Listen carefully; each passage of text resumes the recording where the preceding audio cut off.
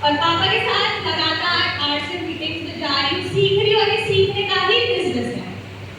और आप जानना चाहते हैं यूथ को क्यों करना चाहिए? यस। आवाज नहीं आ रही। यस। जानना चाहते हैं? यस। आज की यूथ चाहती है कि कोई मुझे ऑर्डर ना दे, यस। कोई मुझे ना बताए कि मुझे क्या करना है, मैं अपने डिसीजन खुद लूं, मैं फाइनेंशियल इंडिपेंडेंट बनूं। तो आरसीएम बिजनेस उसको ये सारे मौके देती है कि आप इंडिपेंडेंट बनो, फाइनेंशियली अपने डिसीजन खुद लो और किसी के आगे हाथ रख के लाओ। तो एक केस था जो मेरी दोस्त ने मुझे बताया। मेरी दोस्त की दीदी थी जो अच्छे टॉपर थी, वो उसके 95% आए, वो कनाडा चली गई। कनाडा जाने के बाद उसकी मम्मी को हुआ कैंसर। तो वो कनाडा शिफ्ट हो गई, उसकी मम्मी को कैंसर हो गया और बाद में खबर आती है कि उसकी मम्मी की डेथ हो गई। वो बच्चा वहाँ फंसा हुआ है, वो अपने पेरेंट्स तक के पास नहीं आ सकता। वहाँ उसके पास अभी लाइसेंस है कि अभी आपका ये भी बनना है, चलिए आप इंडिया से मतलब कनाडा से बाहर जा सकते हो दूसरी कंट्री में। उस बच्चे पे क्या बीती होगी, इसीलिए आज से कर लेना कि अपने माँ बाप के साथ ही कॉन्सेप्ट कर सको। यस।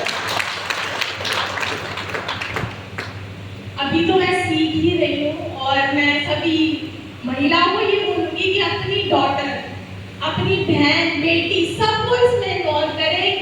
ये बिजनेस उनको पावर देता है ताकि आप फाइनेंशियली इंडिपेंडेंट हो जाए। एक स्टोरी सुनाऊंगी जिससे मैं आपको मैसेज दूंगी कि आज सब है क्या।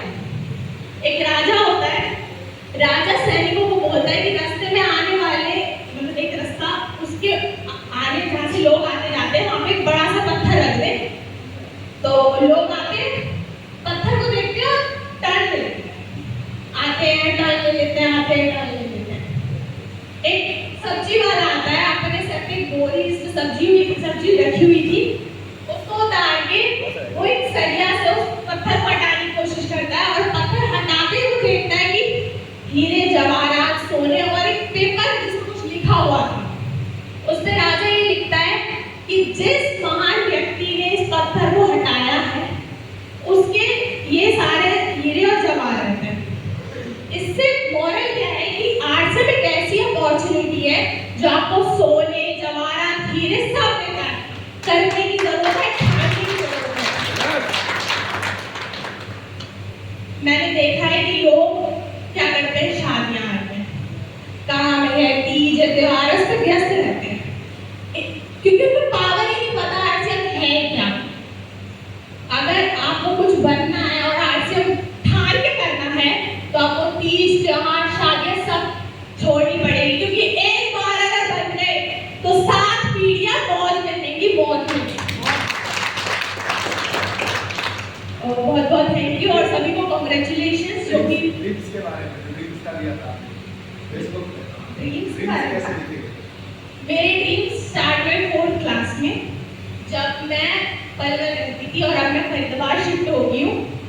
मेरे जो ग्रैंडफादर हैं उनके जो भैया हैं, मतलब मेरे भी दादा जी लगे, वो रहते थे फरीदाबाद की बहुत अच्छी आलीशान रिजॉर्ट में। वो रिजॉर्ट वहाँ का सबसे बड़ा रिजॉर्ट है, डाक बीबीटीपी रिजॉर्ट है उसका नाम।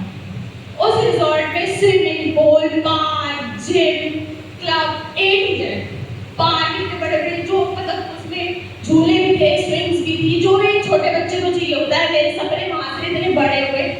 मैं घर आई, मैंने पापा को बोला, मैं इतनी एक्साइटेड, मतलब कोई सोच नहीं सकता मैंने ऐसा क्या देख लिया। मैं बहुत एक्साइटेड, मैंने पापा को जाके बताया कि पापा मैंने ये, मुझे वहाँ ही रहना है, मुझे जाना नहीं है, मैंने कैसी चीज देखी है वहाँ पे। मैंने सब कुछ आके पापा को बताया। पापा ने मुझे बोला जो भी दिमाग में है, जो भी तुमने देखा है उसे लिखो। लिखने में पावर होती है और यूनिवर्स उस चीज पे वर्क करता है। जो आप लिखते हो वो सब कुछ पूरा होता है। और अभी जब मैं देखती हूँ ना कि जो मैंने लिखा है उस पर टिक लगाती हूँ तो लगता है कि हाँ इसमें इतना पावर है कि ये मेरे सपने पूरे कर रहा है। और फिर मैं 5th क्लास में आई। 5th क्लास में मेरा एडमिशन फरीदाबाद के बढ़िया से स्कूल में हुआ।